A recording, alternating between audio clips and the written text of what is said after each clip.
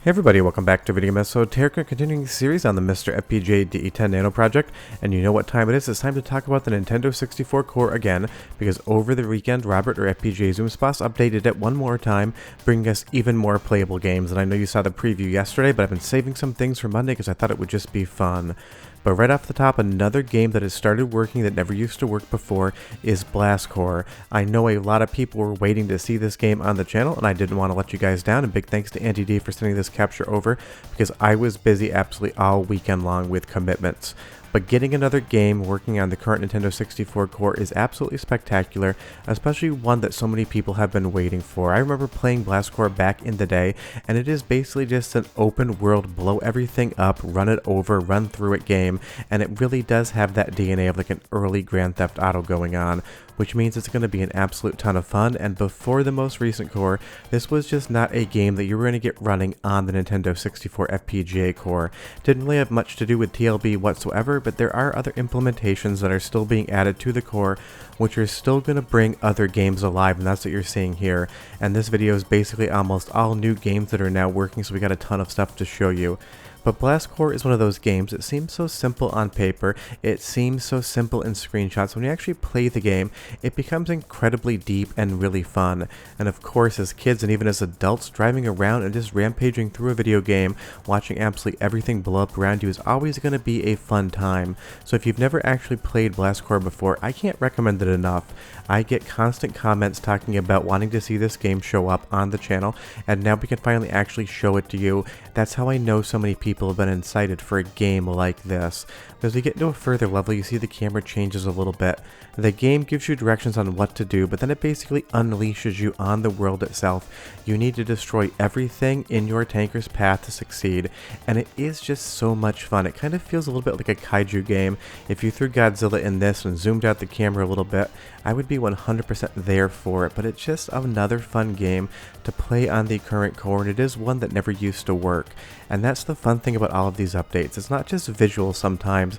VI has been a big component of all the videos because Robert's been adding all of those different modes, but there are other tasks in the background that he is completing that are going to make other games that didn't used to work before start to come alive on the MiSTer FPGA. And as much fun as it is to get new visual modes on the core, you guys have absolutely loved them, getting more games that just work is always a fun time as well, because a lot of you guys remember these things from back in the day, or maybe you played them recently, but seeing them run on the MiSTer core is awesome. And I know I just mentioned Godzilla in a kaiju battle action game. Well, now you are in a giant mech suit rolling around destroying buildings. Blastcore definitely changes up the gameplay style, always gives you something new and unique to see and do, and I absolutely love it for that. This is just the classic 90s era game where you just blow stuff up, run around, and have an absolute blast. Pun very much intended, and I know all of you are going to be really excited to see this because you can Tokyo drift your way through blowing up buildings, or if you don't get the drift right, you can Tokyo drift your way right into just bumping it like it's a little fender bender. But Blastcore totally works today, go check it out. Another game you can now play on the MiSTer FPGA core is going to be Banjo Tooie, but this isn't so much that it was implemented due to updates in the FPGA structure, it's that people on the MiSTer Discord were able to work around some of the other features within the game that was keeping it from booting, and that is always awesome. I definitely prefer the original Banjo-Kazooie to Tooie, but leave me a comment down below and tell me which one you like better. I think they're both awesome games. I just remember the first one so much more because I got it for Christmas one year as a kid and I just fell in love with it.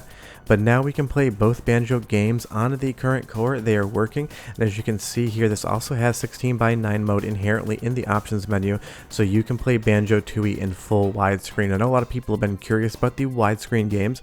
Some of them work natively, some of them require patches, but if you want to see footage of a particular widescreen game or any game tested on the next video, leave me a comment down below.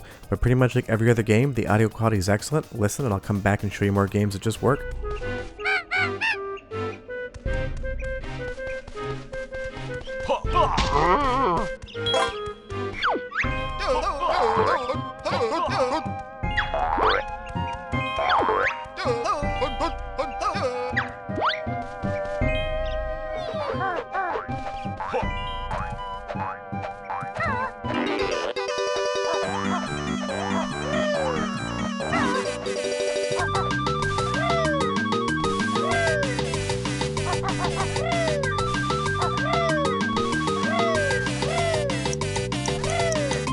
Sound just like in the original Banjo Kazooie seems to be perfect on the current core, but if you heard anything there that I did not, leave me a comment down below, because I always say I am a filmmaker, not an audiophile, so sometimes I do miss things within the actual sound samples. I depend on your guys' eyes and ears to see where maybe I did miss something, because I look at so much footage a week.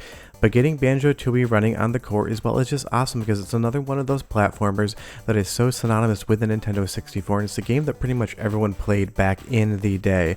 And it does definitely expand on the feature set and overall gameplay style of the original, so it's probably on paper the technically better game of the two. I've just always loved the original. That's where I got my start with Rare and the franchise on the Nintendo 64, but I do love how they kind of retread old territory in this game and put a fresh coat of paint on it. Definitely a little bit of asset reuse, but it 100% works for the game, and again, it's just one of those things that we have to have on the Nintendo 64 core, because absolutely everyone wants to play it. And every time I showed Banjo Kazooie, the one comment I would always get is, what about Banjo Tooie? They are basically two parts of the same whole, and having them both playable here is awesome. And I do love the widescreen capabilities as well. It's so much fun to see these games that you remember playing on a CRT television back in the day in 4:3 standard aspect ratio being extended out near close to 16:9. You will see that there's a tiny little bit of pillar boxing on the left and right hand side of the screen, so this isn't a full 16:9 implementation. It is slightly different, but you get so much more aspect ratio, you get more visuals, the HUD doesn't stretch. It's just an amazing thing to see, and it works perfectly on MiSTer FPGA today. Now, last time I showed you Body Harvest, everyone was so excited. You guys kept asking me to see the footage, but it ran like a slideshow. Well, the good news is, with a test core over the weekend, Robert or FPGAZumSpass added some features that are now going to allow you to play Body Harvest at way more of a normalized frame rate. You're going to see right now in game, we are just running around, and it is a good speed. Now remember, not every single thing on the Nintendo 64 ran at a frame rate that people would consider good by modern standards, but this is a night and day difference between what Body Harvest did on the original version when I showed it to you last week versus seeing it here on Monday. Interestingly enough, the actual cutscenes in the main menu worked perfectly fine, but when you actually got into the game, things would slow down incredibly quickly. You'll see here in the current core, we're blasting bugs. It's working perfectly fine. The frame rate is golden, but if we move back over to the old version that I showed you just like 4 days ago, this was what it was drawing to the screen. But now we can shoot bugs EDF style, and it works perfectly fine. Soundtrack on this game also really interesting and awesome, and it sounds really good on the current core, so go ahead and listen for like 35-45 seconds, but come back because I got even more games that just work.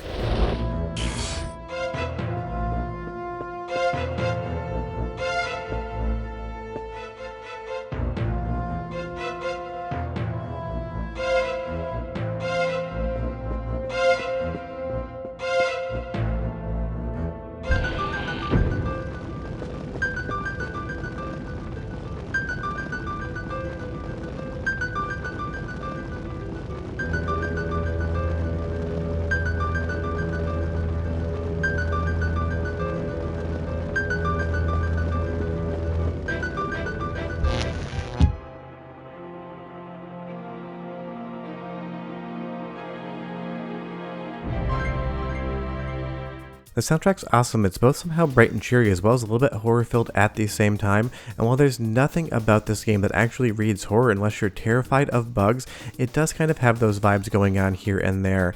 And if you do like a game like this and you've never played any of the EDF games, I can't recommend you check them out enough. They're definitely janky and hilariously weird, but I absolutely love that, and something like Body Harvest reminds me of those games. This again feels like Grand Theft Auto, except earlier, and it has bugs, not actual human beings. That seems to be a trend for this video. Blast Corps, Body Harvest both have those GTA vibes. And this was a big release. It was previewed a ton back in the day when it was coming to the Nintendo 64. It definitely kind of faded a little bit more into obscurity compared to other games on the platform, and in my opinion it's definitely like a B+ to A- tier game, but I do love the open world nature of it, how you can go into buildings, find new things to use in the world, and actually just get out of the car, so it's not just a pure vehicle combat game, although that is one of the easiest ways to play it.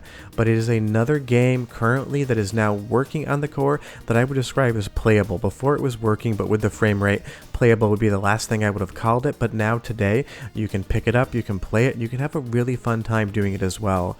Now another game that recently started working and a lot of people have asked about is Mario Kart 64 Amped Up Edition. Obviously this is nothing that was actually released onto the Nintendo 64 and Nintendo had absolutely nothing to do with it, but it extends the life of Mario Kart 64 out so much with completely remade tracks that are new to the game, including the highway from Sonic Adventure. You see the Chow there, you see the soap shoe advertisements. It's absolutely hilarious and I love it to see something from Sonic Adventure in a Mario Kart game because I love my Dreamcast and I think Sonic Adventure is still one of the best 3D Sonic games of all time. You can tell me down below which one you think is the best. But not talking about Dreamcast, talking about Nintendo, it is so much fun to have this playable now. And again, this is another game that pretty much everyone asked me about in the comments. And I totally understand it. Well, you want more courses in Mario Kart 64, and today Nintendo does an incredible job of expanding on Mario Kart 8, but it is down to the fans to remake these games and add new features. And if you can't tell already, we are playing in 16:9 widescreen, or about as close as you're going to get to 16:9. You will see a little bit of those pillar boxes still to the left and the right. But this is basically an entirely new Mario Kart 64 for your Nintendo 64 and on MiSTer FPGA. So you can sit down, you can play with friends, and you can have all of these new courses. Some from Mario, some from Sega, some from Kirby. There's so many different things that you can see and do in Mario Kart Amped, and the course design is spectacular. The modders that added these courses in did an amazing job, and I would say these courses are as good as anything Nintendo ever made, and some of the creativity in some of them actually exceeds what I think the original Mario Kart 64 does. Now of course, you know, they have the modern advantage of being able to work on modern tool sets and play around versus getting a game to retail from back in the day.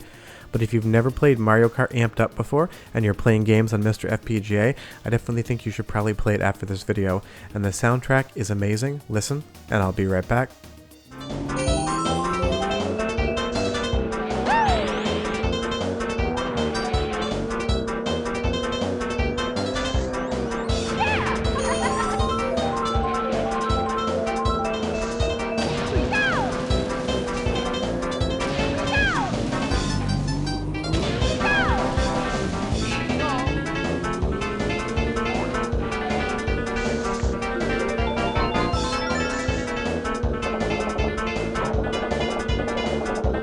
It's so much fun to see Super Mario World recreated on the Nintendo 64 and Mario Kart, and I love that you get the music in there as well.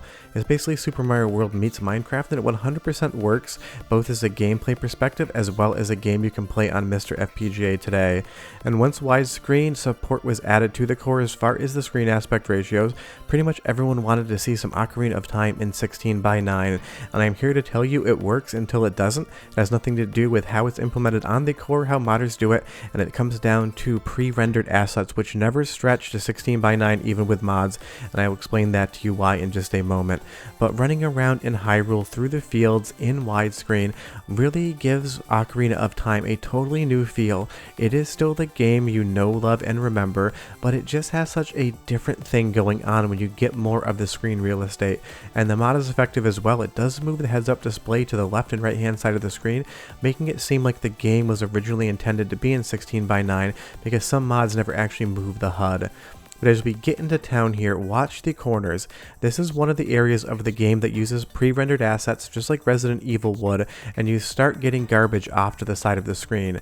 Pre-rendered assets do not bend into 16:9 the same way that polygons do, because the widescreen editions are using the game engine to basically enhance the view portal and show you what was there if it was showing you a 16:9 image. So just be aware on any of these games, if it uses completely pre-rendered assets, generally trying to go into widescreen just isn't going to be something that works very well.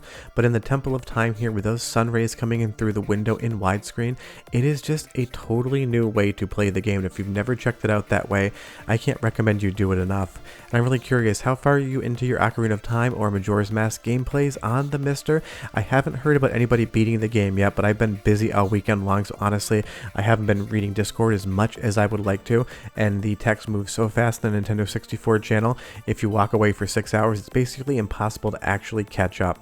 But if you want to play Ocarina of Time today, you can play the standard version, you can play it in widescreen, you can play it any way you want, but be aware that you can play it on MiSTer FPGA because Robert or FPGAZumSpass has been updating this core basically every 24 to 48 hours, and each individual update just adds so many incredible new things.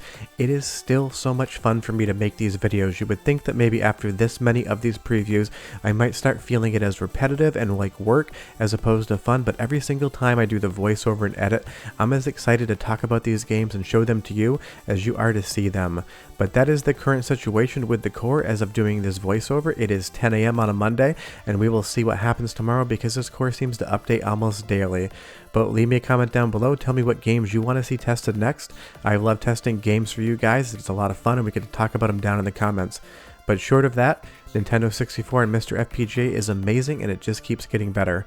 I'll have videos throughout the week and I'll show you more Nintendo 64 when it changes. See you next time. Bye bye.